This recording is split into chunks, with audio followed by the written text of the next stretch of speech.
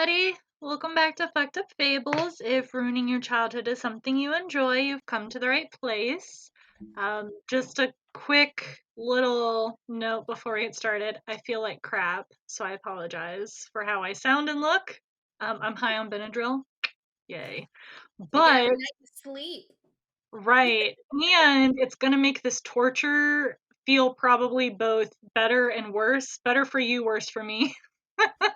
Because Titania is talking about my least favorite musical slash movie of all time, Phantom of the Opera. I I like the book and I like the silent film. I have a silent little co-part here. Ah, yes, yes. The Celine's silent. popping in. I do really like both of them. Mainly because the silent film is the closest to like the actual book that we have. I popped in. It is. It is the closest. They changed a couple of things. The only really big change they did was the very ending of the story. And they Fun, changed it because people didn't like the original ending. fun story. There's also another version that I'm tempted to watch called. Sorry, I'm looking through the book because they mentioned it in the intro, but it's essentially like the Phantom time travels to Manhattan or something like that, and makes a deal with the devil or something. The craziest stuff. Oh, I should have highlighted it. Uh, I did not. There's a rock opera, by the way. A rock opera Yeah, about it? called Phantom of the Paradise. See, now that I could get down with. I don't know. Is it an actual opera? See, okay. So that's the biggest problem I have with the musical. I know it's a musical, but it's set in an opera house. So It's they should not sing meant. opera. It's not meant to be an opera. That's a common misconception. That's meant to be a musical that happens to take place I in an opera know. I house. know, but it's just like okay, so this annoys me in Did The we Greatest even say the Showman. title of what we're talking about? Yes, The Phantom of the Opera. Okay, so The Greatest Showman does the same thing where they introduce a character who's supposed to be this amazing opera singer, but then she doesn't sing opera. Like, if it's taking place in an opera house, there should be an opera part. And there is not. Doesn't have to be the whole thing. I will give you, there should be at least one Yes. operatic song because reading That's the all I book, wanted. there's plenty of places they Amy. could have stuck it in the musical. But Andrew Lloyd Webber, I don't believe, is an opera writer. Therefore, we get No, a musical. he's not. Yeah. He's So, not at all. yes, we are covering Family Opera. I'm going to insert a trigger warning here, and a bit of a, I guess, maybe a spoiler. The Phantom is so his trigger warning because the Phantom is an expert strangler. So we have our murderer. He is a child groomer, kind of child. Christine Daae is young. A manipulator, possibly a rapist. There's a question mark in my mind about that one. There's kidnap, blackmail, terrorizing, brainwashing, all sorts of torture and murder, and I think I said murder once, but it happens multiple times. Like, it's just got everything in it, but technically cannibalism. So, like, that's where we're at. Yeah, it goes Warning the for full everything. gauntlet. Yeah. I Right. also want to put a warning that this follows along a similar path of like the Hunchback of Notre Dame. So for people who are not familiar with Phantom of the Opera, it's like it's really apparent, but the villain is portrayed as a monster mainly because he is deformed, which is the same thing that the Hunchback of Notre Dame does. That's why he's the monster. But so I just want to put that out there that like it's a product of its time. Like this is not something that we really see quite as much anymore, but even in the early 90s like there was still a big thing on people who had like deformities being the monster. Yeah, so the book itself was written in the early 1900s, which was the height of circuses and what they called freak shows. Terrible name, but where you had people who had deformities, being put on display to, Yeah. yeah, for entertainment purposes. So this is written during that time. And I think I'm going to just kind of start with a bit of an overview. Most people are, I think, familiar with the musical.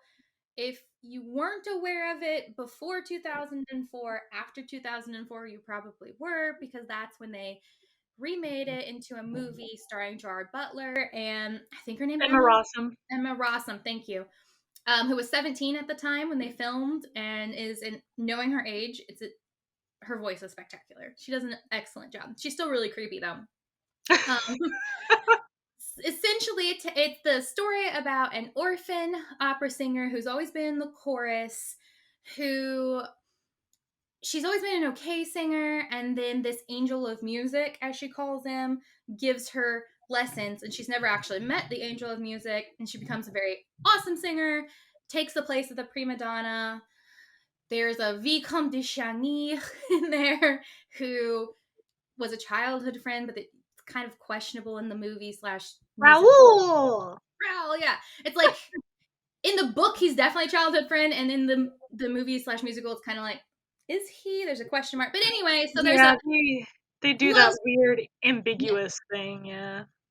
And as I say this, I realize this is actually kind of really complicated to summarize, because I thought I could just summarize it in 3 sentences. And I'm like, no, there's more. So the angel of music is actually a guy that lives in the basement, the caverns under the Paris Opera House, who's been manipulating Christine, and Raoul comes back into the picture and is in love with Christine, and they want to get married, but the Phantom is in love with Christine and wants her all for himself, and there's this weird struggle thing going on, and Christine is kind of brainwashed. She's convinced that the Phantom is an angel. There's a lot. You just can't. Anyway, so that's the worst description of the musical ever. But the main point I want to get across is the musical is extremely heavy on the romantic side. The way it's portrayed is you have Raoul, who my best friend and I always called Pretty Boy because we hated him, right? Because that's the way the musical portrays it, is you want to hate Raoul, who is actually the protagonist, right? He's the good guy who sweeps in and saves Christine from the Phantom of the Opera. But the musical... Hold on. I just had okay, so this is also set in France.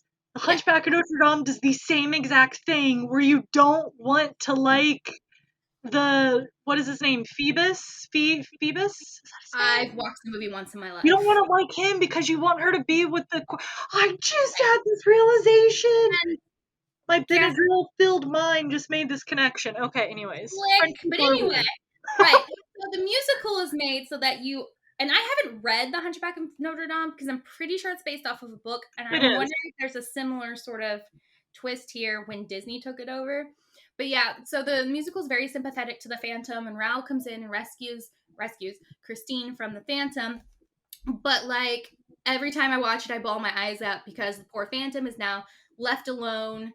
He finally had love, because in the end, Christine sort of shows him some affection, and it like really makes your heart bleed for the Phantom. But when you step back and look at it outside of my 16-year-old eyes when I first saw it, it is a terrible love story, because the Phantom, even in the musical, is very abusive. He's a murderer, and he tries to literally steal Christine away and force her in a marriage. Yeah. And the only reason he gives her back is because she shows him some kindness and pities him, and it makes him go, oh my God, no one's ever showed me kindness before. You're free to go. Like, yeah. The music's great, though. I don't care what you say. Masquerade is one of my favorite songs in the world. Absolute one of my favorite songs.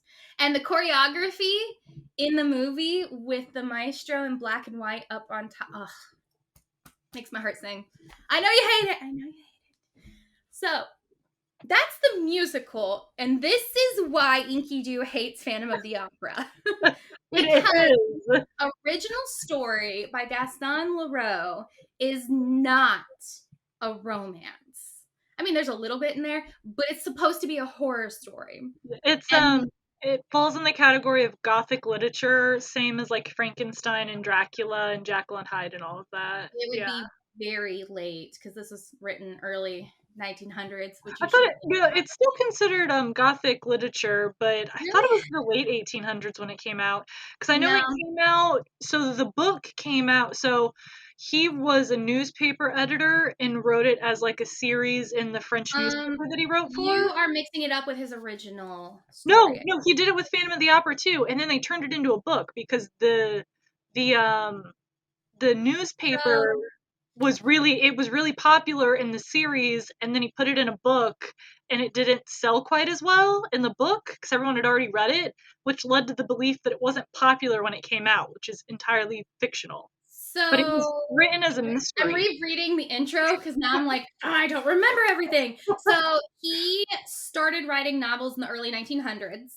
Fun Okay, story. He inherited some wealth, squandered it, and had to work for a newspaper.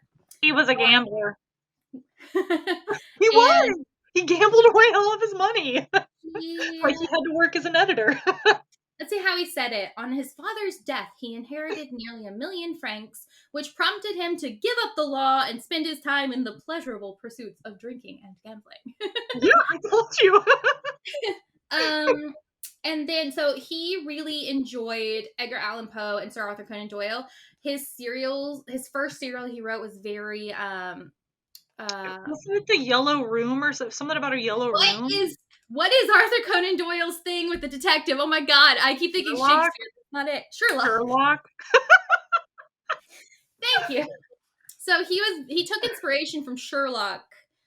And he started writing serials, specifically mystery novels. And yeah, one you're thinking of is called The Mystery of the Yellow Room. In English, he's obviously from France. Yeah. He wrote 24 newspaper serials and 7 plays between 1903 and 1927. I didn't know he wrote any plays. All right. Yeah. Get it, boy. Let me skip through. Yeah, the Yellow Room one is very like there's practically a Sherlock and Watson character Yeah. in it. And then in Really good, though. 1910, his greatest literary success was written, which is The Phantom of the Opera. Le And it's Phantom. really short. Your book is deceptive because I think Phantom of the Opera is only like 150 pages. Like it's really not a Oh, this long. has like a forward in it that's fairly long. It's like your book looks pretty deceptive. It is 100 and it has 192 pages. But so what I like about this book is one thing I was going to bring up was when he wrote this, he actually wrote it in a way to try and make it seem factual. So there's a long foreword by him. There's footnotes throughout the story in the bottom, and then there is a conclusion at the end where he talks about interviewing these people, coming across Christine Daae's letters, Yeah. all of these stories that he swears. It's funny. He's like, I interviewed this person who is unfortunately dead now, but I totally spoke to them, and what they told me was totally true, and they had all of this evidence, which is unfortunately lost now. But you should believe me. Yeah, But I was gonna say I thought that he wrote it as like the investigator for the murders or something like that. It's been a while since I've read the book. he wrote it from a Like a newspaper writer's perspective. He's investigating rumors. okay, an investigative journalist. Okay, Yeah, I yeah. thought it was like a detective or something. Yeah, But the foreword in this is by David Stewart Davies. David Davies. And he goes through like the history of Leroux and about all of the adaptations, starting with the original. I think it was silent film where he like yeah, tied piano wire. Yeah. yeah. Was it like 1925 or something? Is when it came out. Oh, I can get you that information if you give me one. Let's see how right I am. Was it 1925? Gotta skim through. We're still in Leroux's. Hunchback of Notre Dame came out in 1831. Oh, interesting. Okay. Film and theatrical productions have focused over the years. The Family Opera, blah, blah, blah, blah. 1925. Oh. Universal Pictures. It was actually a big deal. I can't think of his name, but the actor who played the Phantom, he actually did his own stage makeup for it. Yeah. And He came up with the idea of the piano wire. no one knew what it looked like until he wasn't in any of the promotional work for it. So no one outside of like the actual like film knew what he was going to look like in the movie. It's actually really cool. Right, and apparently, so I watched a documentary on theatrical makeup throughout the years a long time ago. 'Cause I was in a theatrical makeup class, and he was in it. Like he was Oh one of yeah, the it, masters.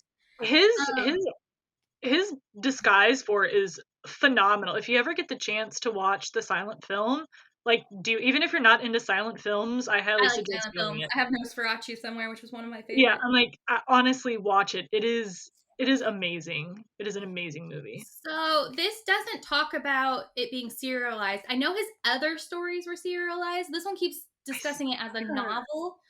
Um, I swear it was but serialized. but Wrong.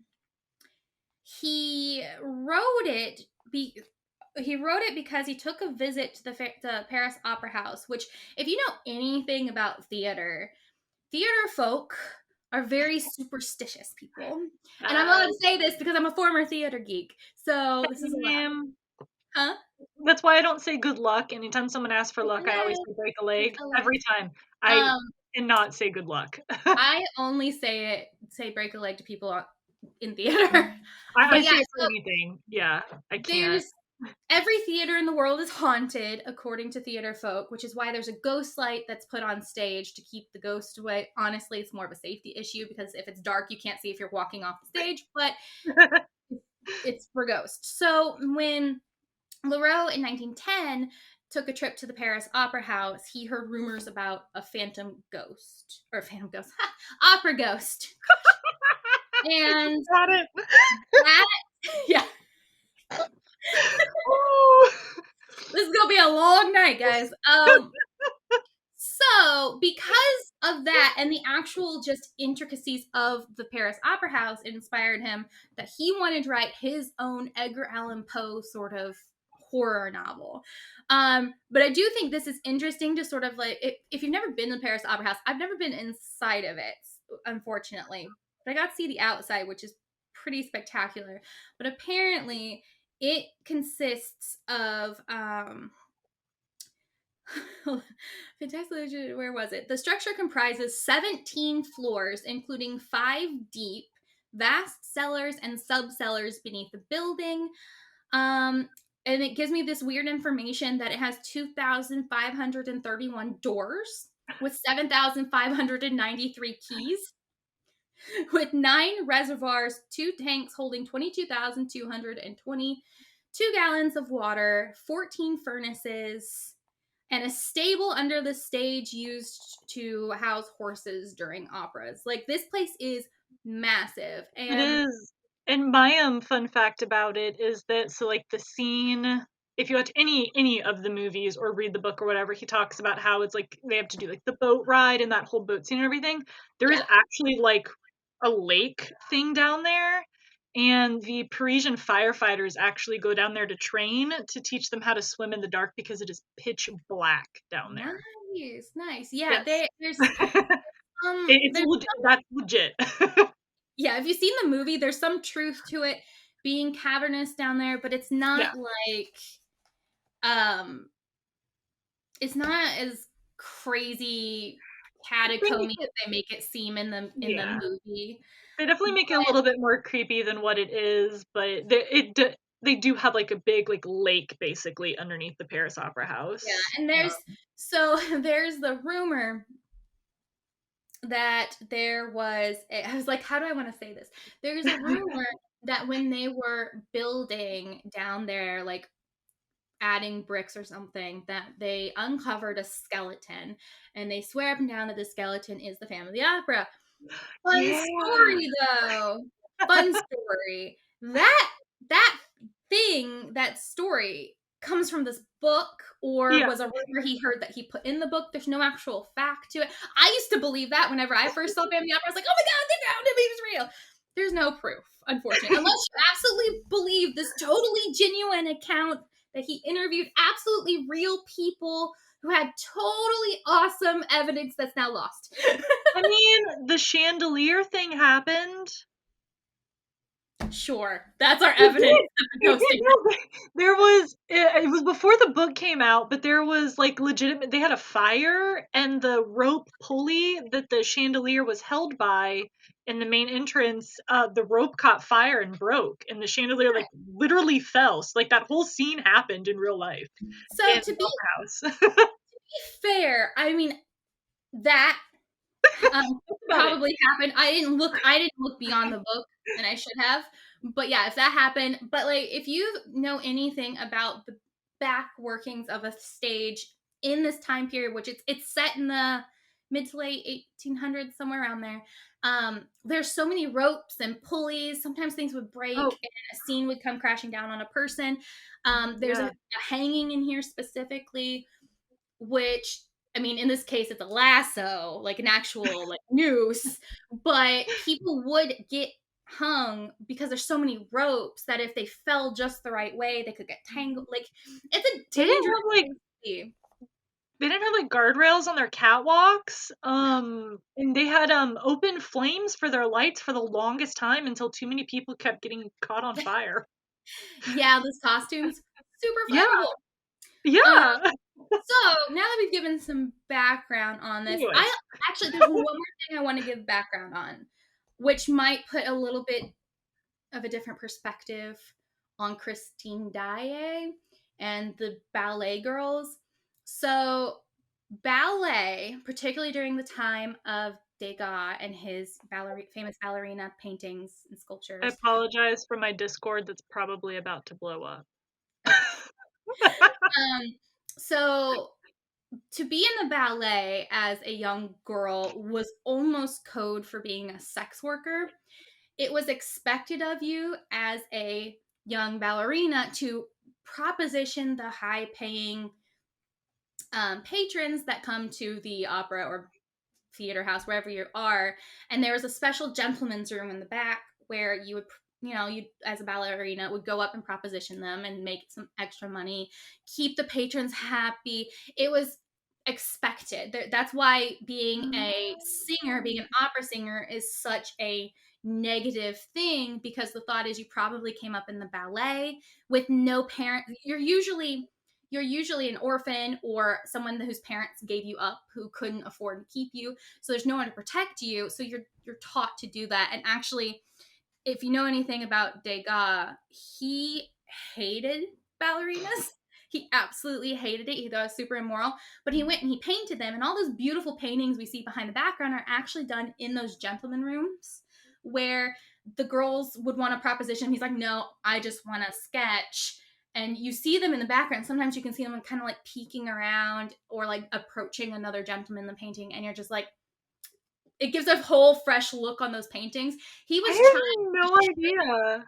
yeah. So like, and I studied art history, right? I was even told when I studied art history that, this was just, he wanted to see what everyday sort of people were like, and ballerinas were able to bend and contort in ways that normal people could, and he really liked the lines. And I actually, not too long ago, actually this year, 2020, I guess, found a whole new art study talking about like they pulled quotes from him where he hated the ballerinas and explains the sex work side of being in the ballet. Yeah, and so I was like floored because I love Degas, and now I'm like, should I still like it? Should I not? Like, he was exploiting these young ladies, and I don't know. Ugh. Anyway, but It I brings want up even more questions because it's like they were young they dancers. very young. Like Yes. So there's obviously this child would be prostitution. it's kind of Fun, like sex trafficking. fun Like story. During this time in England, there was a law put in place that allowed um, the church or theater productions or whatever to essentially take children off the street and force them to be actors or force them to be ballerinas. It was under Queen Victoria, and it was I think, if I'm looking at it from a very like nice perspective, I think what they're trying to do is not only house homeless children, but also keep the arts relevant and within English society. Child choirs in the church were like boy choirs were very popular back then. However, this law allowed people who ran these companies to literally snatch children off the street. There's a famous example of a boy who was walking to school from his house who got snatched. and the law allowed this guy to keep him even when his dad came pounding on the door for him. He's like, no, he's mine now. What the fuck? Yeah. Fun story. Well, not really fun, but yeah. So if you're ever interested in learning more about, ballet theater back in the day, child snatching, there's a ton of resources out there. There's actually a short little video I found that got me started down this path of like what's happening. Look, Try to link. I didn't go that far down that path. I just no. I didn't mean to have a 20-minute introduction, but I wanted to provide some context with Phantom of the Opera in modern day, which is the musical, which is the longest running musical on Broadway. So we know the modern day thought Phantom of the Opera, the longest running musical on Broadway, because it's such a wonderful love story. And all of all of the context around the time thinking about sex workers being in the ballet and the opera, it helps you rethink Christine as a character, because if you don't know those things about her, she's kind of like an egg. Whoa, wait, okay, so I've unfortunately seen the musical way too many times. All of my friends were obsessed with Phantom of the Opera.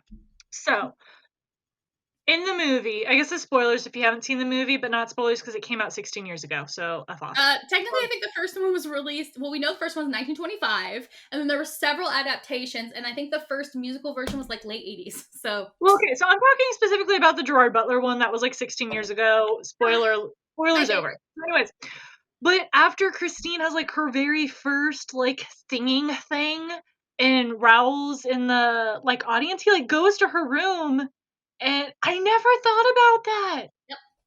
Now having that knowledge, that whole interaction is different. Oh and my you saw God. all the flowers that she had from other patrons. Correct. The prima donna can get the most favor, I guess is the best way to say it. And that whole interaction is different. We need to watch this. It's described a lot in the book too. Like after her first performance, there's a lot of men in her dressing room, and the thing is that they want you're trying to get favored. They want to sleep with Christine essentially, and they send flowers and gifts. Actually, if you've seen Bridgerton, they have a good example of that. There's an opera singer in there. She is essentially sleeping with one of the main character noblemen. I can't remember the name. And he's essentially paying for her apartment, paying for everything, because that's what you're trying to do, because otherwise most of the time you don't really make any money being in the opera. They just house you and feed you, but you go for those patrons and you make more money. And so that's the whole situation. And the higher you are, the closer you are to being the prima donna, the more desirable you are amongst these wealthy gentlemen. The only people going to ballets and operas are wealthy people. Yeah. So, long story short. Theater was for the rich only. Yes, and the performers were obviously always poor, which is why, fun story, that when Marie Antoinette used to put on her little operettas, it was so scandalous because of the stigma around opera and actors. I literally never knew this. The more you know. Anyway, it puts more context, especially if you do go back and read the book. There's a good section in here after her first performance. But anyway, I thought that once we set the ground, that we could sort of go through the story and talk about how it's different. I don't know. It's very different. Like, so fun story. Oh, I gotta stop saying fun story. Fun fact, the musical is very faithful to the book in its own way. In the timeline of things and the scenes, those are very faithful. There's some things that have been compressed because of timing, but the storyline is mostly correct. So if you're starting from that point, then you're in good shape to understand what we're going to talk to next. Because I don't want to go through the entire story point by point, because there's a lot of shit in here. Which scene doesn't make any sense in the music? I have the scene where she's riding on the horse through the cavern, like, in the mist, and then, like, the next scene, she leaves, and the horse just is gone. I don't remember a horse in the movie. There's a horse that they bring down into the cavern, and then, like, literally in the book! I know, but then, like, he just up and disappears. Like, he is not... They never mention the horse ever again. We're gonna have to get on that in a bit, because I have I've seen that movie. I used to watch it every day after school, and I have, like, no memory of a freaking horse. I'm telling you. Okay. Alright, I can explain the horse, though, which I know you know, but the horse, a favorite horse of Christine's that was in the opera, housed in the stables under the stage, went missing one day, and no one knew what it was. And when she first goes down into the caverns, there's the horse. It's just now the pet of the Phantom.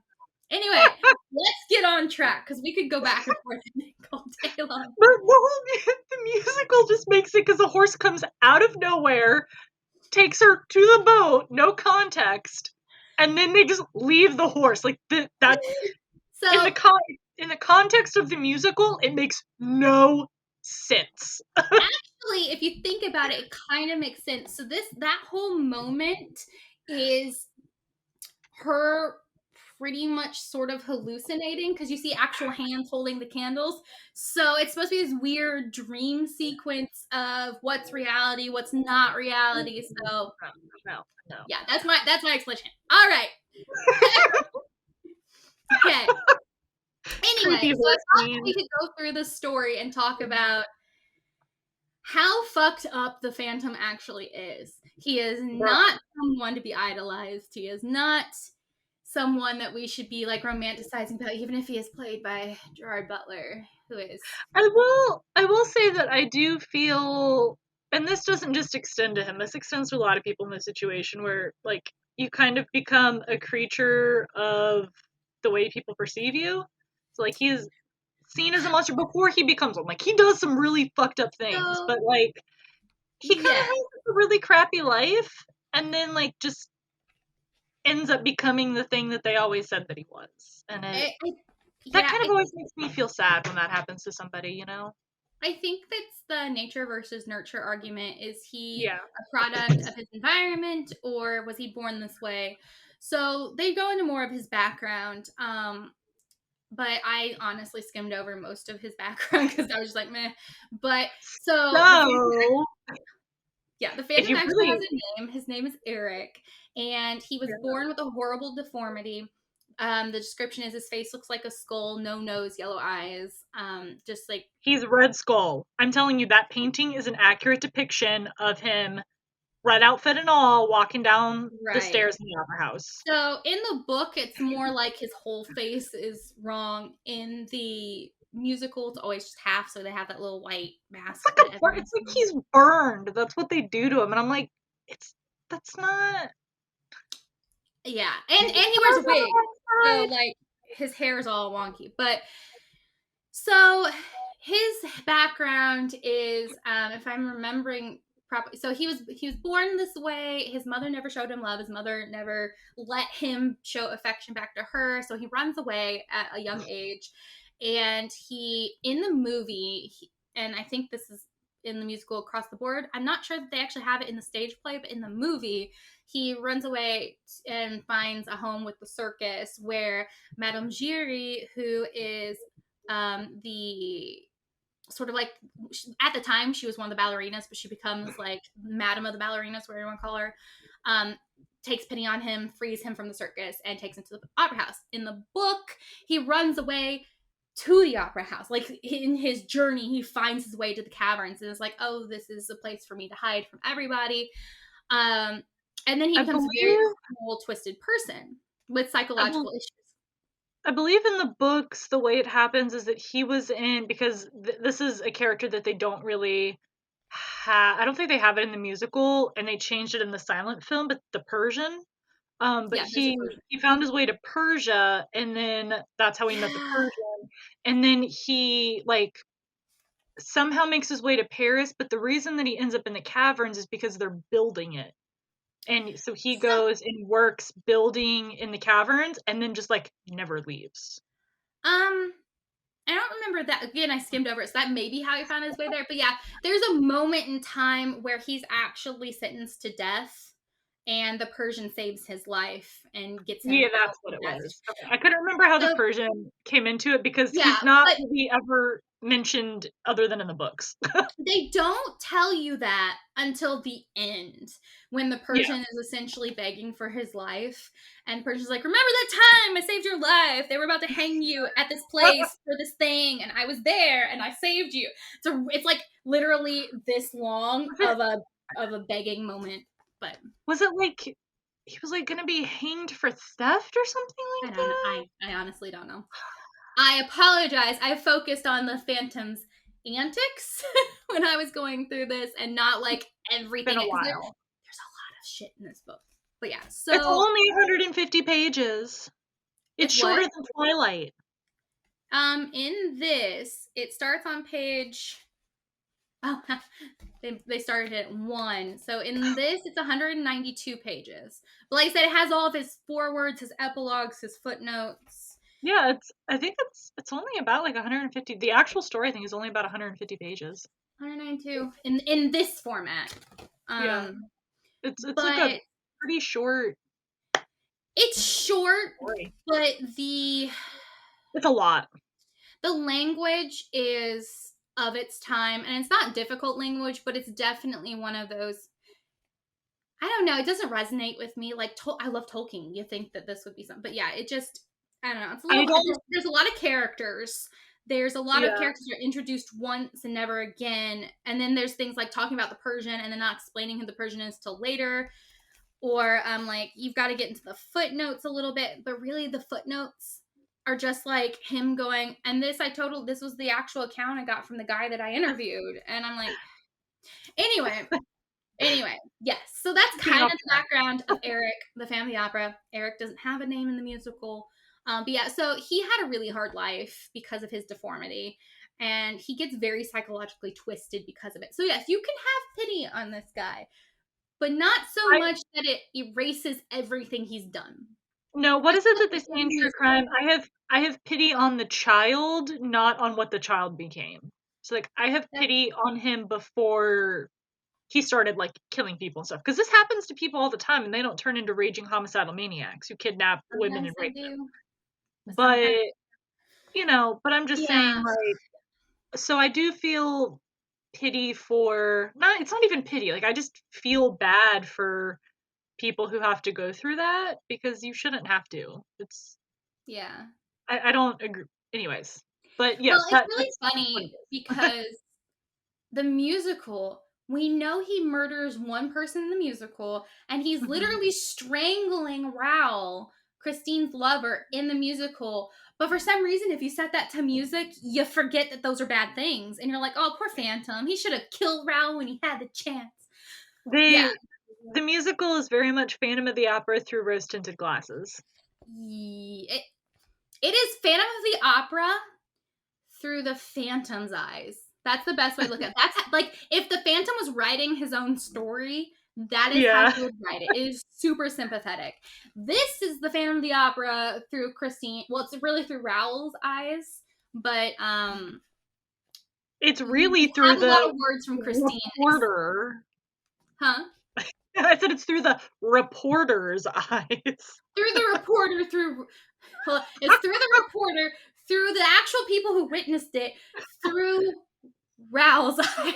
Like there's several layers removed here, but I always liked Raoul. He's a good guy.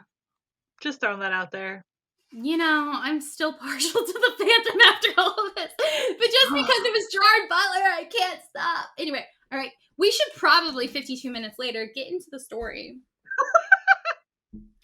We knew this was I knew this was going to go this way. I knew it was. When you have two people who know a lot about the topic, it's going to and I'm not super structured on this because I've been studying. So anyway, I want to go through the story. As I said, I think 4 times.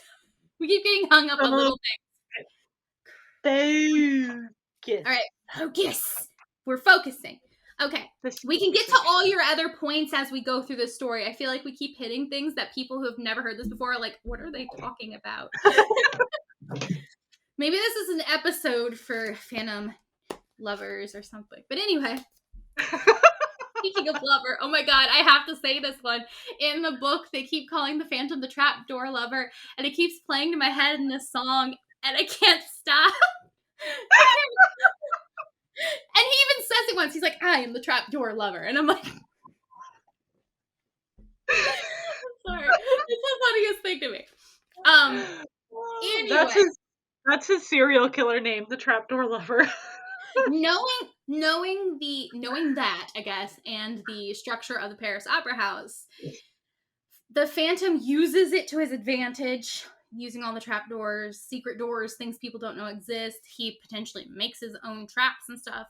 Trapdoor lover right there. Anyway, so the story actually starts out with Raoul, his point of view, and the new owners of the Paris Opera House, who they essentially, I'm going to gloss over this a lot to get to where I'm trying to go. Essentially, there are new owners of the Paris Opera House, and then there is the Vicomte de Charny, which is Raoul, and there's his brother Philippe, and they go to see this opera, and lo and behold, within this opera is Christine Daae singing lead. So the new owners put on a new play because they bought it from the old owners who were selling it. I think in the movie, it's just like, or in the musical, it's just like a trade-off from these people who sold it to another group of people. What is it? What? I said I think in the musical, they make it where it's like, these people sold it to these people, so it's just like a change of hands, whereas like in the books, it's just like the old owners are retiring and they give it to the new people. Yeah, and don't actually tell him. But however, in the new owners, they've signed a lease for it, and there's literally a clause in the lease that says Box 5 must always remain open for the opera ghost, as they call him. There's got to be 20,000 francs per month, I think, given to the Phantom. Like, they're aware, they just don't believe it in the book. Yeah. But anyway, so Christine is like doing an absolutely amazing job. It's over. So Raoul runs to visit her dressing room at the end of the opera, just like in the musical. But he hears a man's voice and is instantly put off because he hears this man say, Christine, you must love me. And Christine is like sad and she sounds kind of scared. And she's like, but I sing for you. And the Phantom, I guess, gave it away. It's the Phantom. He's like, but you must love me. And there's this conversation happening back and forth. And Raoul's kind of like, that's really weird because I love Christine because they were childhood friends. He knew instantly who she was when he saw her on stage. They hadn't seen each other in years, and they only really knew each other for like a day. But he loves her. And so he's kind of put off because there's another man saying that he loves her, and she's kind of like pushing him away. So he just sort of hovers by the door until Christine, like he hears her come to the door, and he hides, and Christine leaves the dressing room, and Raoul kind of like peeks his head in and sees nobody's there. Dun dun dun. Dun dun dun dun dun dun. Actually, he goes inside the dressing room and can't find anybody. Creeper. Yeah, it gets really weird with Raoul. They're both problematic men. Everyone's problematic in this story, for the record. Yeah, and yeah, the old managers did resign, and they explain why, and they say it's because the opera ghost. Skipping along. So anyway, so that's your first introduction to this something mysterious going on. Raoul and his family are patrons of the opera, so they have an invested interest in its success, which is why they're there and why they're there often. But Raoul gets super invested in it because of Christine. His brother is very disapproving of it because she's just an opera girl, which puts more context knowing the background of, you know, like the ballet and opera. It explains a lot why his brother's super against this whole infatuation. And there's a couple of times where when they're down and talking to the girls, the ballet, or talking to the owners, like in the actual auditorium area, that they swear they see the ghosts up in the rafters, and people start freaking out. And within like the first, I'm guessing on time here, but I'm gonna say within the first week of these people owning or releasing this, and probably after their first performance, lo and behold, there is a dead man found. And Dun, dun, dun, dun, he was dun. found hanging. And everyone's like, it was totally the ghost. But the new owners try to be like, it's probably suicide. But then they actually get a letter called From OG Opera Ghost, essentially saying, welcome to the opera. Don't forget to leave box 5 empty and pay me my money, or bad shit's gonna go down. Because So I never understood why he wants this money. Like, is it for food or something? But I'm like, but you never leave the opera house. Like, what? What do you need this money for? Right? But anyway, so the new owners are trying to figure out what's going on. They're not going to pay him, right? And they're like, we can get so much money for box 5. Why on earth would we leave it empty? So there's a lot of correspondence back and forth between them and the opera ghost. And then Madame Giry is there, who seems to be the only person sympathetic to the Phantom. And she's the one urging them, being like, you need to pay him or bad shit's going to go down. You need to do these things. And they almost accuse her of, do you know who he is? And she's like, I don't know who he is. All I know is I've been here long enough to know that if you don't do it, something's going to happen. You've already seen one dead person. So then it goes back to Christine and the Vicomte.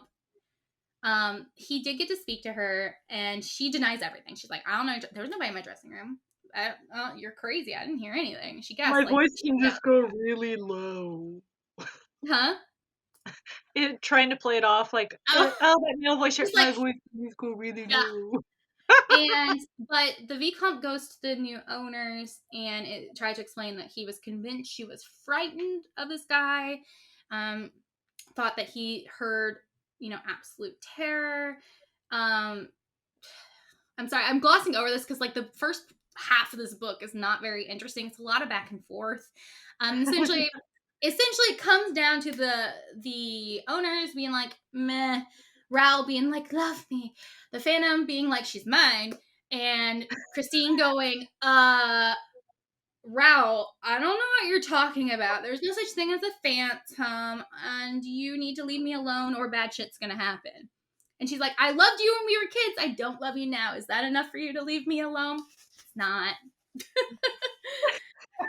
No. So he finally confronts Christine, like literally 30 or something pages later. He confronts Christine over this letter that he received and over the fact that he heard somebody in her dressing room, and he admits that he went to her dressing room and saw no one was there. But before he does this, he sneaks into her dressing room and hides behind a curtain and sees her talking to the mirror. And then she disappears behind the mirror. And he's like, holy fuck, what was that? But anyway, so he's got more information, right? Because he's still trying to figure out what's happening, who this guy was. And he sees that happening, and he can't figure out how to get through the mirror. So he's like, I don't know what's going on. So he confronts her, and she's like, you don't understand. There's an angel of music. And he's like, what? And she goes, there's an angel of music. When her father died, he swore, before he died, not after, he swore that when he, I was like, the way I'm saying this is going to sound like he talked like after he was dead. Anyway, while he was on his deathbed, he swore that he would go to heaven and find the angel of music and send it down to her. So after he died, I think she lived with a relative or her mother, something like that. She had to go to the opera house because she became an orphan. And she took comfort in thinking that there was an angel of music that her father would send down. One day, she starts hearing this voice that she thinks is the angel of music. But it's not the angel of music. It's Eric, the Phantom of the Opera. And they have some like small conversations. And he finds out that she has this belief of this angel of music, and he uses it to his advantage and starts calling himself the angel of music and convincing her that he's not a person, that he's truly an angel. And they have singing lessons together because he wants to make her sing like the angels in heaven. And so the longer that goes on, so they don't really give a timeline, but I'm betting she's pretty young because she's an orphan that has to go to this, and it starts fairly young, and she sort of ages with this thought in her head, and she becomes a beautiful singer because of him, but only when he's with her. When she does something like that makes him mad, he'll just go away, and she thinks that she's lost the angel of music, so she can't sing anymore. She can't sing beautifully anymore. Yeah. And apparently, like, over 6 months, though, her voice goes from meh to prima donna. And yeah, so he's manipulating her a lot, using her sadness with her father, using all of this emotional trauma to get a hold over her psyche and essentially get her to do what he wants. He kind of like brainwashes her. Yeah, it's grooming to its finest. So Raoul enters the picture. So, like, this is going on to the Phantom's plan, I guess, delight. And Christine's totally entrapped with it. But there comes a point before Raoul enters that she starts to become frightened. They don't really describe, I mean, they describe later, but at this point in the story, they don't really describe why she's frightened. She's just frightened. Because the way you find that out is Raoul comes in the picture and we're seeing it through his eyes. And he hears this voice and he can hear that she's frightened. And when he finally confronts her, she's like, dude, it's the angel of music. I can't do anything. An angel is telling me what to do. You got to go away. He doesn't want you here. And he's like, well, you seem scared. She's like, of course I'm scared. This angel is threatening to leave and I need to sing. So there's a lot of this back and forth for a while. And of course, Raoul is like, Christine, you must love me. So they're both like, love me. And she's stuck in the middle, but she's committed to this angel that she's already sort of given her life to, in a way. Like, in exchange for the music lessons, she's, I don't want to say serve him because that's not right, but like to promise to like keep going back to him for lessons. And I want to say, at this point, the Phantom's just a voice, so these lessons are not a sexual innuendo or like any sort of backwards dealing. He's just a voice. I don't think she hasn't like even seen him. No. I think at that point, right? Yeah, it's literally just a voice. She sees him for the first time shortly. So apparently when Raoul says that he loves her, she goes like pale and she gets terrified and she's like, no, you can't do that. And she sort of confesses to him everything that's going on. And Raoul thinks she's crazy. Like, Raoul thinks she's crazy. Raoul's like, she's crazy too. You're insane. But he still wants to get to the bottom of it because there's definitely a guy he heard in her dressing room. So he keeps investigating. One of the things that he does is, hides behind the curtain, sees her go through the mirror. And that is her first disappearance.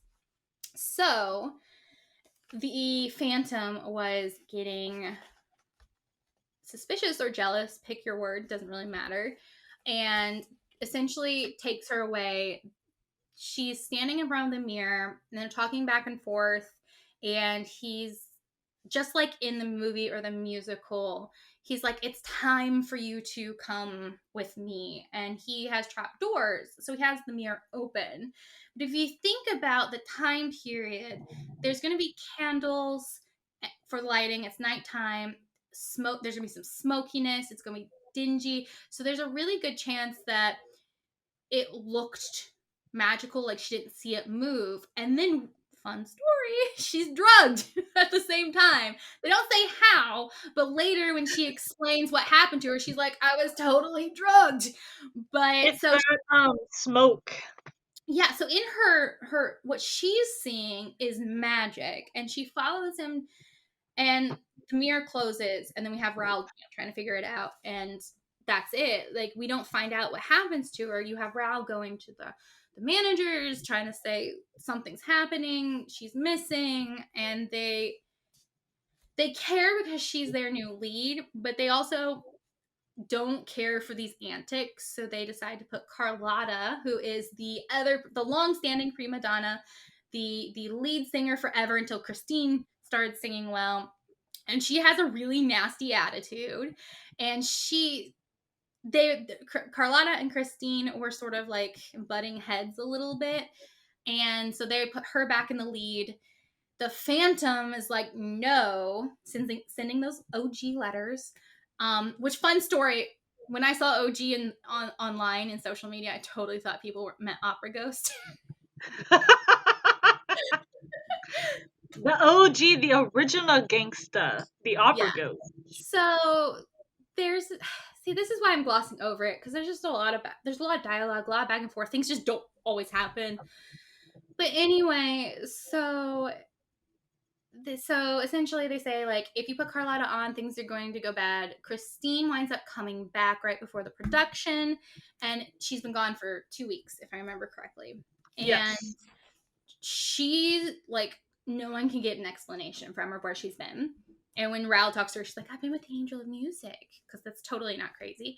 And so the Phantom, during these 2 weeks, was saying, don't put Carlotta on. Christine is going to go on. The owners say, you can't tell us what to do. And they also make the bold move of deciding to sit in box 5 during this performance. So Christine comes back, and right before the performance, the Opera Ghost is sending Carlotta all these messages like, you have a bad cold. You need to sit this one out. And she does the first act and nothing happens. And then she does the next act. Nothing happens. And then the owners are talking back and forth, because we're seeing this through their eyes now, watching the performance. And they're like, I heard Christine has friends that are plotting to mess with Carlotta. So that's totally not an Opera Ghost. It's totally just Christine's friend. Like, they're trying to rationalize everything. And actually, I highlighted this sentence because I thought it was really funny. One of them turns to the other and says, then Daye has friends? Savage! Yeah. So they go through the second act. Nothing happens. They're starting to feel relaxed. Honestly, when I was reading it, I was getting anxiety because, like, I wasn't sure if it's going to happen, like, in the musical or if it was going to be different. So, like, it does a great job of building it up. And then they it's funny because they leave the box, and then when they come back, there's a little box of English sweets on a shelf. They don't know where it came from, and there was an opera glass, and they don't know where it came from. They're just like, what's this? And I'm sitting here going, it's poison, it's poison, it's poison, don't eat it. It's the Phantom of the Opera. He's already murdered once. Yeah, nothing really happens with that. He's a really good writer. Like, he builds mystery was his niche. Like, he did a really good job with the mystery. He does. And honestly, this is a fairly quick read, but I think it's because I know the story from the musical so well that I got bored really fast in areas. So, but that's just me. Because I remember when I read most of this in high school, and I was like enthralled. So it is a good book. It's worth reading. But anyway, so we get to the third act, and Carlotta is singing, and she gets to a really beautiful high note, and she croaks like a frog. She just croaks. And it's really weird how this is in the musical or the movie. I didn't know it was supposed to be croaking like a frog. It's just a weird noise that she made. So she tries singing again. Yeah. And she tries to hit that note, and it happens again. And in the musical, the Phantom switched out, because singers will have like a throat spray, and he switched it out for something that messed with her.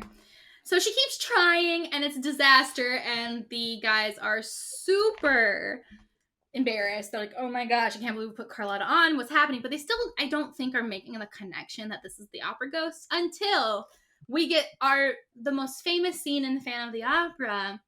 The chandelier, this beautiful chandelier, comes crashing down. Now, in the musical, this doesn't happen until later, if I remember correctly. Does it? Now I'm questioning myself. I don't remember. performance, but I don't think it was during Carlotta's So performance. on the stage play, the sort of signature is that every performance or every location it's performed on travels, one or the other, the chandelier drops at a different time. So like that's the stage thing. But in the movie, I know in the movie they moved it.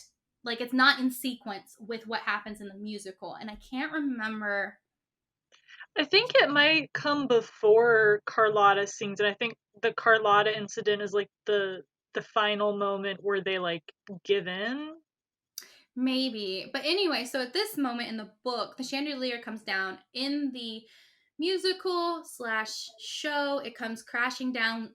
No one's injured. But in the book, it comes crashing into the stands, into the rows of people, kills one person, injures dozens. Super dramatic. Yeah. It's what happened in real life. It happened in real life, so. If you ever get a chance to see it in person, the chandelier drop is probably like this is why it's famous. It's one of the best scenes in the musical. It's amazing, especially if you see it on Broadway.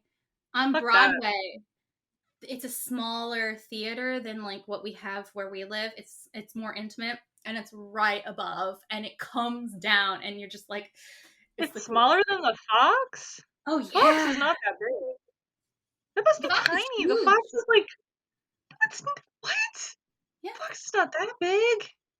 The Fox is huge. I've seen 2 plays on Broadway, and they're more like the theaters in London. The theaters in London are small and compact, and like the Phantom of the Opera it's been in the same location, but it is smaller. It is more. I was remembering it's like I've been to the Fox twice. Once to see Wicked, which was the first time, and we were up in the balcony, so we were like above half of the audience. So I'm like, what? But I remember when we saw the Newsy, we were on ground level at the very back, and yeah, okay, yeah, it is really. I don't know the math, but I would say that the theater that the Phantom is in is like half the size of the Fox. It is small. What, the Broadway? What am I Googling?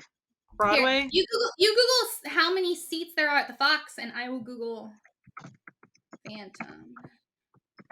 What theater is Phantom of the Opera playing on Broadway? The Majestic, that's what it's called.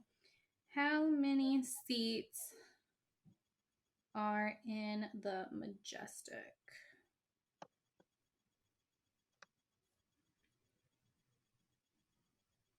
All right, 1,645 at the Majestic. Holy shit. So the Fabulous Fox is what it's called here in St. Louis, for those who don't know. It has 4,500 seats. Yeah. Holy shit. Yeah. How many does... So I went to see an opera. I saw an actual opera, okay? Operas are amazing. I've seen one too. It was Alice in Wonderland. Ours was Romeo and Juliet with Diana Damaroff. But we went to the Met. How many seats are at the Met? Ooh. Couldn't tell you. It was beautiful. 3,800. We have more seats than the freaking Met. Yeah. So theaters, like, so the size of the Majestic is the size of of a normal theater, and I think the Majestic is one of the older theaters on Broadway. How old? Okay, so the largest opera house in the world is the Met, and it only has 3,800 seats. Yeah, so the Majestic Theater is 94 years old, which is quite funny because that means it is, I'm pretty sure it's younger than the Fox. I do believe it is younger than the Fox. Let's see, the Fox was... 92. It's 92 years old. So the Fox is 2 years younger than the Majestic. Huh. But the Fox has a long and storied history, so we don't need to go into that. Yes, anyway. That's its own thing. So that's its own episode. History of the Fox Theater. The chandelier comes crashing down. So he murdered more people. I will admit, in the musical, they do that scene very well. It is I think in every version of Phantom of the Opera, it's a really well done scene. It really is, and it's even more interesting when you think about the fact that it's one of the only musicals that builds a stage around a stage. So Yeah. that so they have to build the stage around the front of the stage, so that because there's this little angel design thing that the Phantom is in on top of, like looking down at the performers, and then they have to build it off the chandelier. So it's really cool. And actually, the very beginning of the Phantom in person is one. I'm sorry, I keep like hiccuping. It's like one of my favorite scenes because chandelier starts off crashed already in the musical, and then there's this moment where like you sort of start off in like modern time, and then they're telling the story, so everything sort of goes backwards, and it plays that Phantom of the Opera theme song, and like the chandelier then starts to light up and it starts to slowly raise as the music is being played, and then there's like curtains coming off of things that were like broken and dusty, and like it just keeps coming up slowly, and you have this beautiful music playing. It's the most theatrical performance I've ever seen outside of Wicked.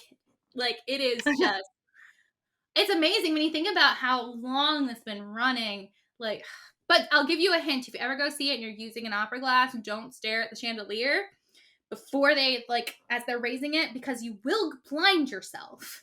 Because it doesn't just turn on. There's like flashes and broken bulb flash sort of thing. So you're looking at it and like, yeah, I did that, and then I couldn't see the first 5 minutes of the musical. That's Yep. what you get. It was my first time.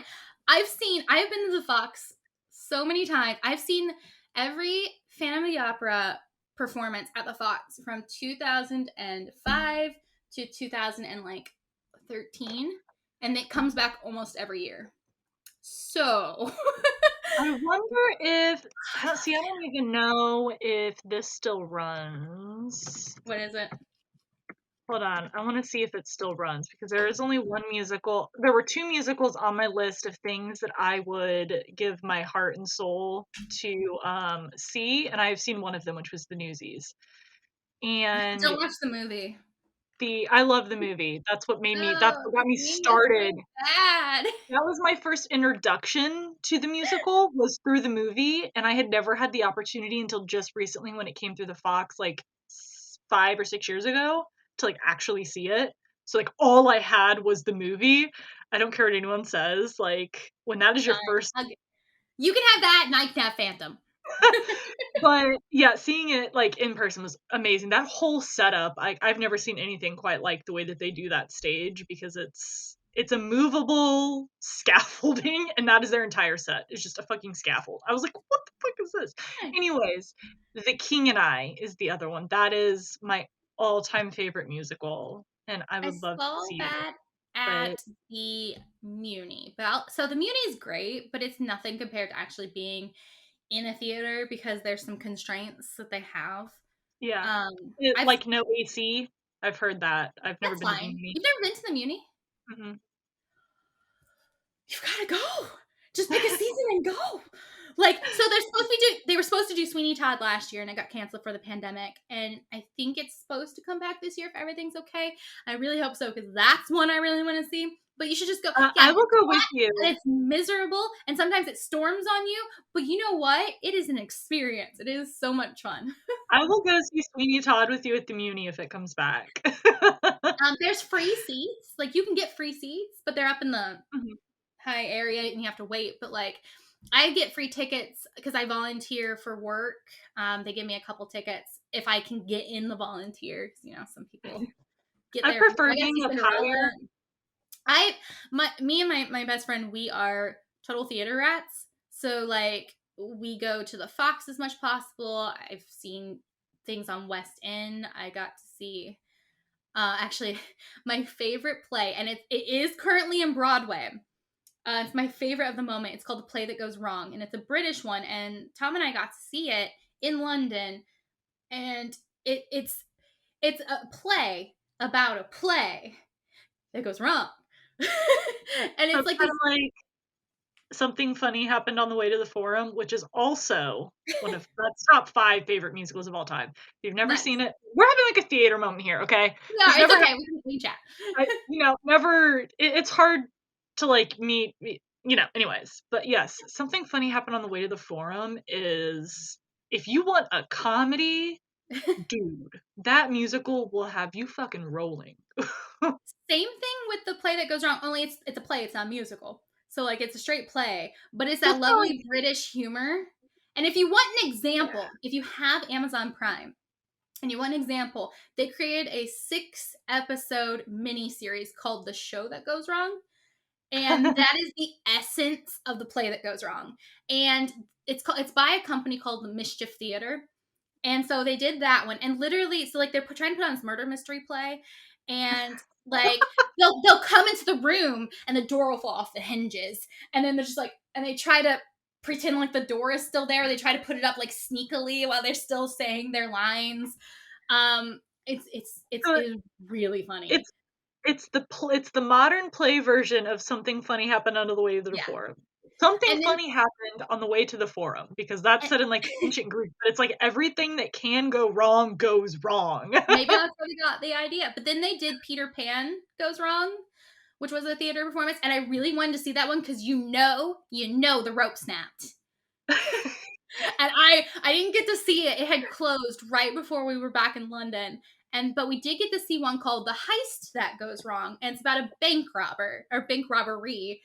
And there's this one moment where every character in the play is on the same rope hanging upside down, like into a vault, and there's a security guard sleeping, and they're trying to like sing him back to sleep as he tries to stir. So they just like off and on start singing Rockabye Baby while they're trying to like plot out opening the safe. But it was just really amazing to see every character upside down on a single rope. We're gonna have to go check out some musicals together. Yes, because The Play That Goes Wrong opened on Broadway in 2017, and I think it's still there. But what's really funny is, actually, no, I think it opened 2020. Maybe it's 2017. I don't remember. But it opened recently. And what's really, really funny is the week they were supposed to open, the theater caught fire.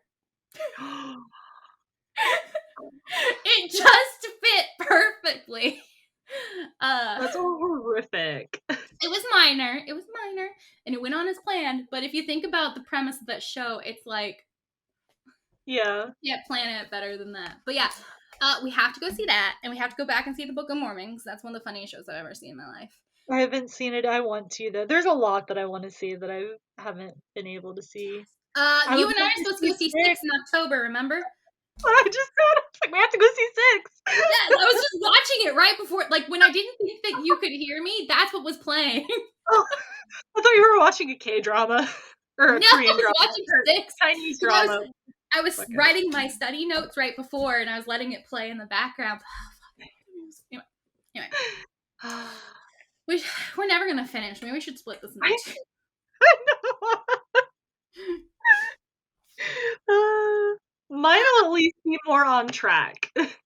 I think it's just because of what we're talking about, and we're both so, like, passionate in our own ways about it. Yeah, knowledgeable about not only, like, the source material, but just, like, theater and musicals in general, and so it's just, like, everything. I miss the theater so much. Like, it physically hurts me, because this was the first year that I haven't seen a musical in, like, 7 years? Yeah. 6 years? And, like, that's, like, what I look forward to in the summer. I look forward to seeing at least one mini show. Tom's company sponsors it, so we can often get discounted tickets. Or Vanessa, my friend, her parents always buy season tickets, and if it's a show that her parents don't want to see, she'll sometimes give me the spare ticket, or I can get a ticket from work sometimes. But, like, and I'm dying someday to have a season ticket to the Fox, but they're so expensive. They are. But they have the cool little, like, Fox dinner area, the Fox Ball or whatever it's called, that I want to eat in while watching a musical. Maybe one of these years we'll get season tickets to the Fox. But it has to be a good one. I love how that's your summer thing to look forward to, and my summer thing to look forward to is Mayhem Festival, which is the heavy / death metal festival concert that comes through every July. Nice. We have totally derailed this entire episode. I'm sure this will all get cut out.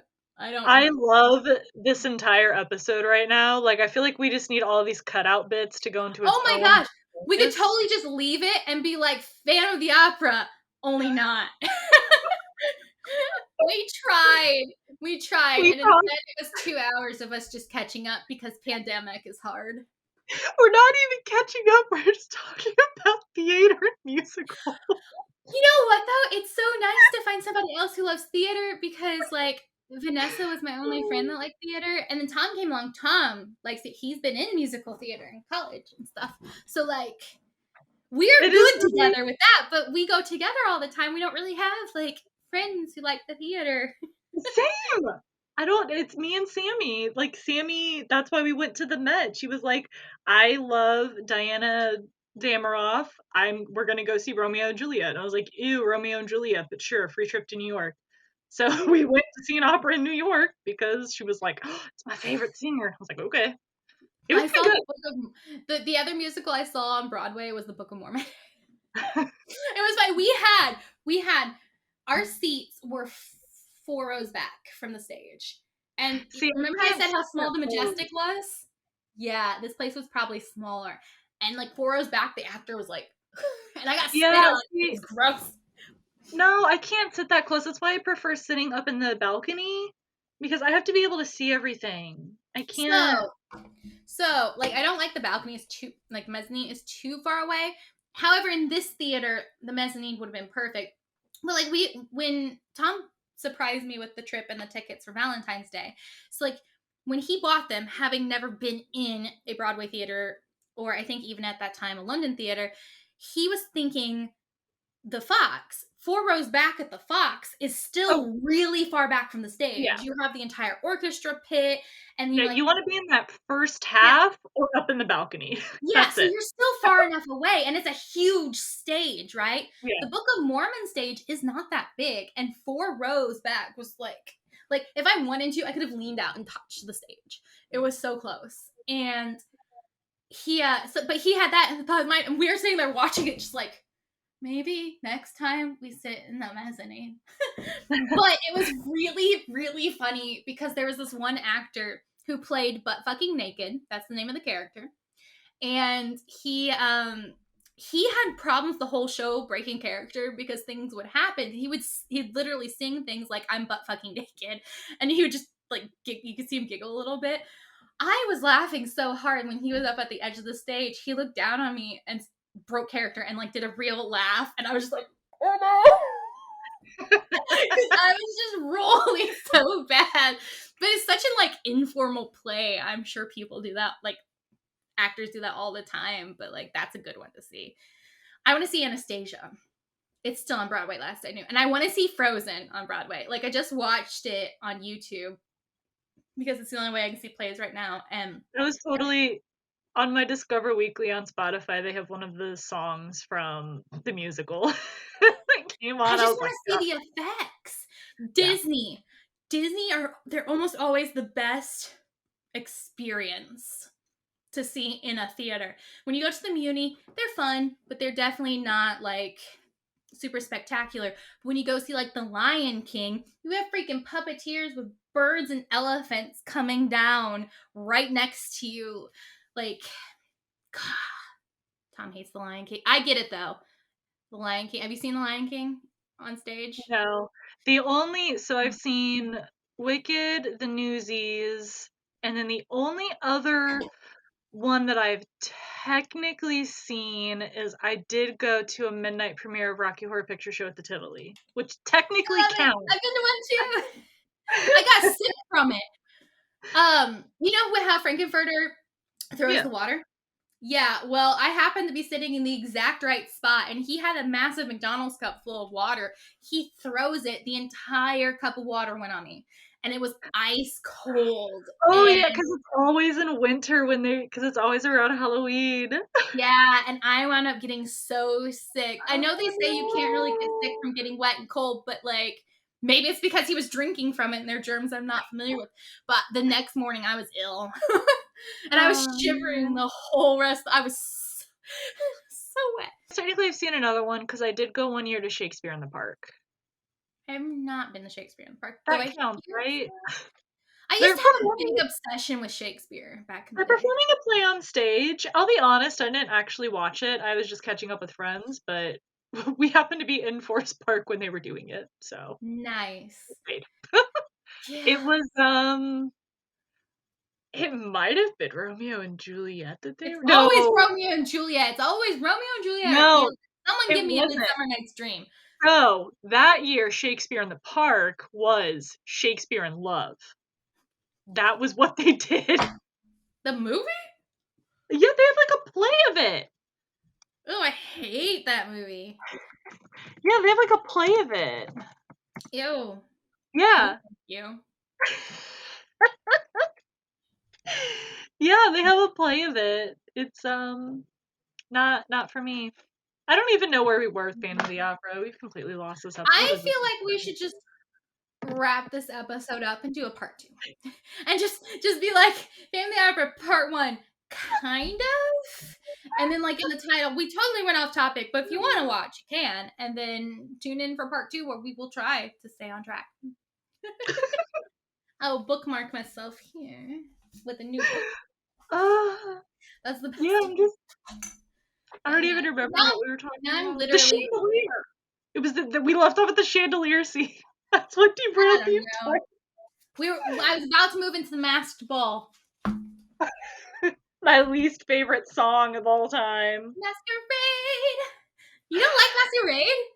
I had to sing it as a first soprano in high school. Fucking love So no, I don't like Masquerade because when you look at your sheet music and every single note you have to sing is above the bar. You gotta do what I did and convince my music teacher to let me be first was alto. Yeah, so where school was you auditioned, so you got whatever role you like were when you auditioned, and not like audition, but like you did like a little thing so they could figure out where to put you. But they did not want to ever give up our first sopranos because I think so in the 2 choirs that I was in, it was mostly the same people, and I think there were about so in the entire school there were 20 for sopranos, and remember I come from a school that had 860 people graduate. So huge. there were 20 of us. First sopranos, that was it. I believe the altos were double ours, and second soprano was about 20 as well. But yeah, there were not very many of us. I did not do high school. I have a massive stage fright around singing in public, which is why I forced myself in college to be in a musical because I wanted to do it someday. That was frightening.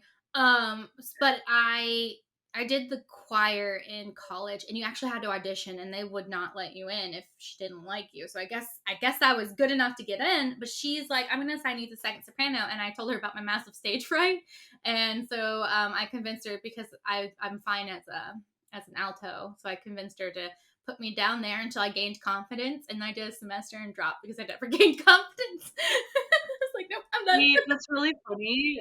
I have done choir since probably about the first or second grade. I've always been in a choir. And then I joined a bell choir in junior high, and I played in band for a year. But I did drama, and we found out very quickly that I was the stagehand and not someone with lines. Nice. No, which is why I never did the musicals. So I was like, no, I can't have lines. But musicals, like I didn't do solos, so I was very much the in the choir person. Don't give me no speaking lines. I love to sing, and I love to sing in a choir, but there's just something about singing around people. I think that's why I like going to church so much, because I get to sing and it's okay. But like, yeah, but I did band from 5th grade through part of college. So that's what and you couldn't do both. the times overlapped, at least for a while. That's And then the I way was ours going to was do at our choir, and I school. found out you had to like sing by yourself first, and I was like, nope, too scared. You can just That's blame it on a me. tangent. We went Sorry. off the rails. We miss Okay. society and theater and doing things, and we got distracted by the fact that the Phantom is a musical, and there are other musicals as well out there. So, That are significantly better. I mean, yes, there are better musicals, but it's still good musical. If you look over the creepiness of the Phantom. Oh, the No. music is beautiful. Don't even. Except for there's one I always skip. Wishing You Were Somehow Here Again, because that's like the Wishing draggy. you were somehow here The again. music is so wonderful, and then you hit that, and it's like a bad note on a piano. Oh, no. Andrew Lloyd Webber's a shit composer. Dun, dun, dun, dun, dun. That's not shit. That's That's awesome. not even him who originally did I that. don't It's care. silent film. There's a lot of controversy around it. I don't care. Like, yes, I know that people in classical music reuse music. I have no problems with that. But give credit where credit is due. Andrew Lloyd Webber did not write most of the music for Phantom of the Opera. Don't care. He took it from other people and then got You know, it famous for happens it. a lot, and like I shouldn't care, but I don't because it's pretty and I like it. No. Anyway, we're gonna go off on a tangent in the outro again if I don't. So anyway, as you can tell, this is a very heated discussion. We have lots to say and lots of opinions. So we're gonna cut it here at the 2-hour mark. At least that's the recording. I don't know if 2 hours will make it into the actual thing. But we will pick this up next week with Phantom Part 2, question mark, maybe? Because I don't And know. then, I don't know if we can make it through.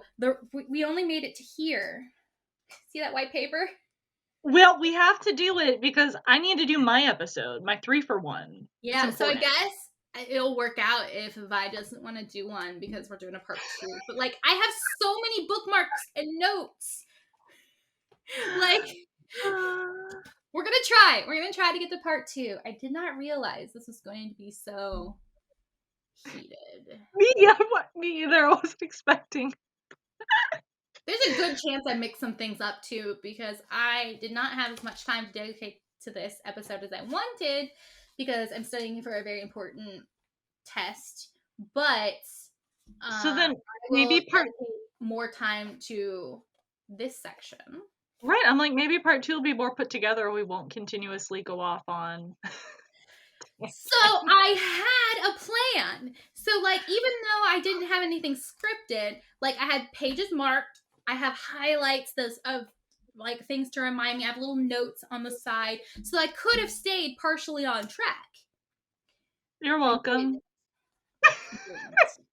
I I take full responsibility and blame my Benadryl-fueled mind for this entire episode. You're welcome.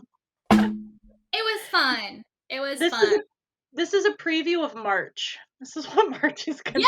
So let's put in this extra long outro because we do keep getting off track. Another plug for March. March is Fucked Up Month, aka Fucked Up Fables Fucked Up Month, because as many times you can say fucked up as possible in a title is awesome. We're going to get drunk.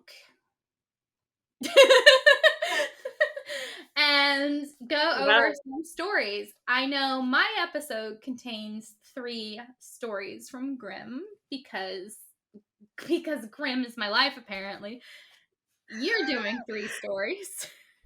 No, that's February. It's 3 and 1 for February. Oh, I take it back.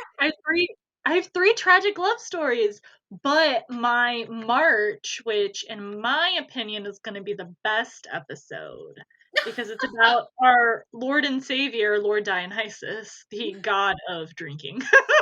Technically, depending how you look at it, he's also my namesake. Yes. See, I even asked permission before I took over this episode, that before I took it, if I could do it, and I got yes.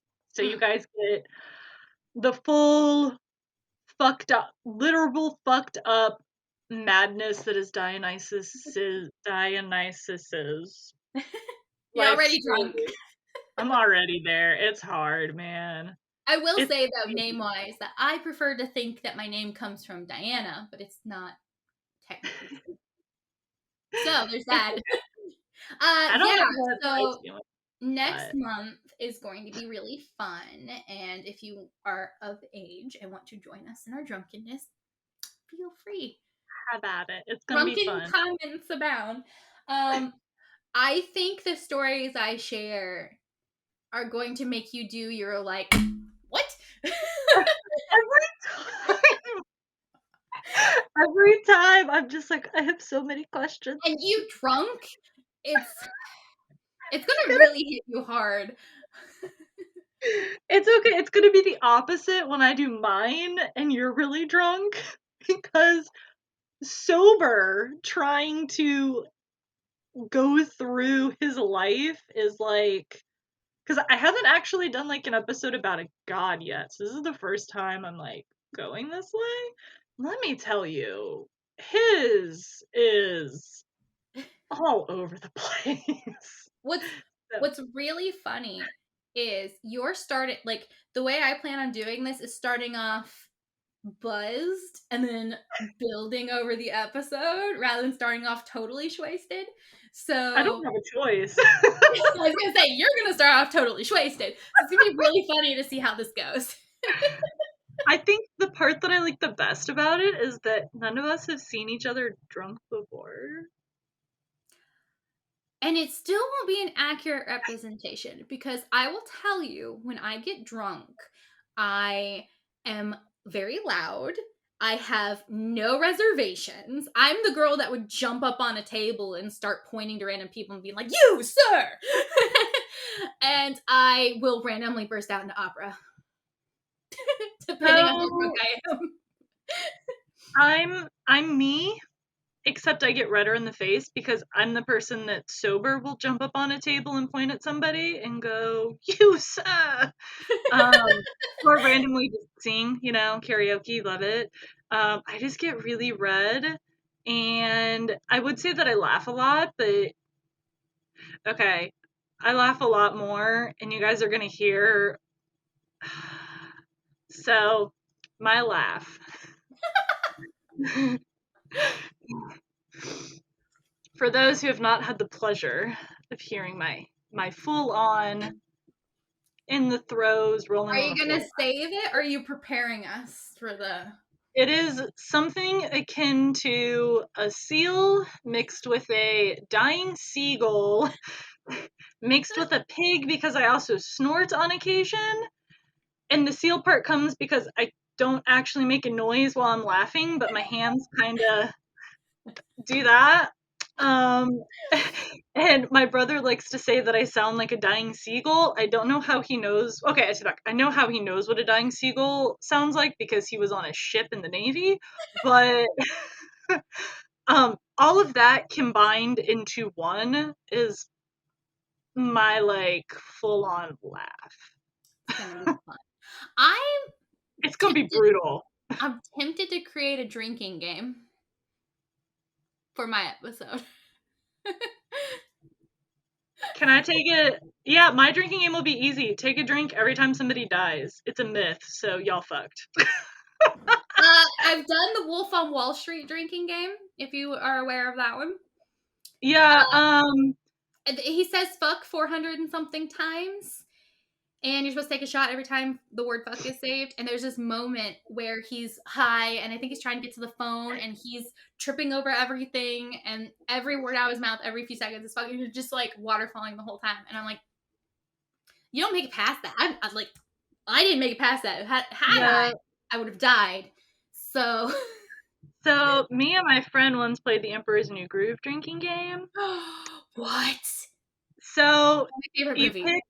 you pick one of 4 characters: Yzma, Krunk, Cusco, or Pacha. Crunk! Okay. So every time that character's name is said, you have to take a drink. Oh shit. Yeah. So that's why it's important as to what character you got. I think they did Cusco, and then they argued that Cusco's theme song doesn't count because they're singing it, not saying it. It counts. It's still being And that like spoken. Cusco-topia didn't count because it's not Cusco, it's Cusco-topia. How? Like, because let me tell you, when you pick Cusco, the first thing is Cusco's theme song, and you're just done there. I only remember one other thing, but I know that there were a few more like character-specific things, but the other big one that we could not finish was you have to take a drink every time a door opens. And there's the scene in the restaurant, and we could not, we had to, we were like, no, we can't drink anymore. Yeah, it was, I think I might have picked Kronk, like, but it was bad. But yeah, because they have, the poison for Cusco, Cusco's poison. Well, there's two shots right there. Like, like, it was, there are very few rules, and there's a reason. Well, I mean, drinking games hardly ever have rules. Unless you're playing the Pokemon drinking game. And I swear, if we ever can get together to play the Pokemon drinking game, the board game, I miss it. And I shouldn't because it's so bad. It's so much liquid. You can't. That's what stops you before the drunkenness. I swear. It's the fact that your stomach's about to explode from so much liquid. That was us playing, we did the Thunderstruck drinking game where you listen to Thunderstruck by AC/DC, and you sit in a circle, you start with one person, and every time they say thunder, the next person starts drinking until they say it again with a waterfall effect all the way around. But there is a point, because like it, kind of goes like quicker, and then they like slow down, so it's like different intervals that you're drinking, because you have to keep drinking until the next person starts. I'm mean about that. They shout thunder right before this epic like 1.5 minute guitar solo. So it sucks to be that person who got stuck with that. But yeah, we had to stop. I think we played it twice in a row, and we were like, all of us were like, we're not drunk, but if we drink anything more, we're gonna puke because you are so full. Yeah, there's this. I don't know if have you played the Pokemon drinking game, the board game? Mm-mm. So there's this part where you are trying to take a ferry across, like your little token, and if you roll wrong, you wind up getting stuck in the square. And the only way out is to roll like one or two combinations. I can't remember exactly, but every time you get it wrong, you have to take that many drinks. And like statistically speaking, you have like a 20% chance of getting it right. And you have to do it 10, like if you're stuck there for 10 turns in a row, you can then leave. So 9 times out of 10, you're stuck there for the full 10 times, rolling shit like 2 5s or 2 6s. You're just like downing. Oh, I've always wanted to finish the game. I've never been able to. Never. So but anyway, that was I just looked this up. 20-minute outro so far. So real quick as our final moment, I found the drinking game that we have to play when we're able to get back together, and Victoria and Rachel are going to hate us for it because there's a Lord of the Rings drinking game. There is. Is it the movies? Is it like watching the movies, or is it actually a game? Watching the movies, but I'm sure there is some board game we can make up, or dice, something we can do to make it an actual game. But there's only 9 rules, unless you're playing the hardcore mode, which has 12, which I like that there's a 9. 9. But it's stuff like, take a drink every time there's a panoramic scenery shot. What is it? There's the close-up of the ring. Merry and Pippin get up to shenanigans. Frodo wanders away from the group. Gandalf goes serious wizard mode. Legolas doesn't understand emotions or says something obvious. He's the Hagrid of Lord of the Rings. The entire fellowship is on screen. Oh my god, in hardcore mode, it's Legolas looks into the distance. Do this on extended. I'm here for it. They will hate us, and I don't even care. Yeah, Tom would hate me too. He doesn't drink, so he just gets to take care of drunkards. Right, they would hate us. We're gonna make them watch all 3 movies and play a drinking game for all 3 movies, extended version because only crazy people watch regular. There's 24 hours, better have a whole weekend. There's a meme out there that it's like a SpongeBob meme, and it shows like the top is like, let's watch Lord of the Rings. It shows Squidward like bringing out a chair and stuff out of his house to join, and then it says theatrical edition. It's him turning right back around. Pretty much. To be Yeah. fair, like all I have was the theatrical until they release the extended, so I can't talk too hard on it. But you're missing so much if you don't watch the extended. Megan, she actually had not seen the extended version before until one of the times that she came over, because we watch it every year as a family, all 3 of them. And she had never seen the extended before, and so she came over, and how we found that out is we were watching, I think, the cast commentary extended, and one of the scenes came on, and she was really confused, and we were like, have you never seen the extended version? Yeah. Yeah. It's 10 o'clock. Oh, hold on. We can also add another rule that every time I quote the movie, everyone else has to drink. I have the entire first movie memorized and most of the others as well. See you tomorrow.